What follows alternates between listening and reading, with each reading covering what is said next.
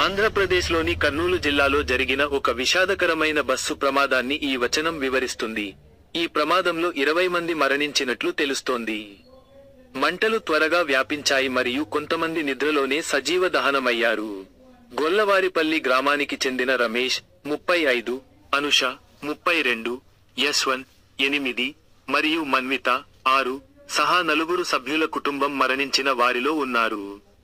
గొల్లవారిపల్లి గ్రామం కుటుంబాన్ని కోల్పోయిన తర్వాత శోకసంద్రంలో మునిగిపోయింది. అనువాదం 1. గొల్లవారిపల్లిలో విషాదం. ఒకే కుటుంబానికి చెందిన 4 మృతి. 2. కర్నూలు జిల్లాలో జరిగిన బస్సు ప్రమాదంలో 20 మంది మరణించారని సమాచారం.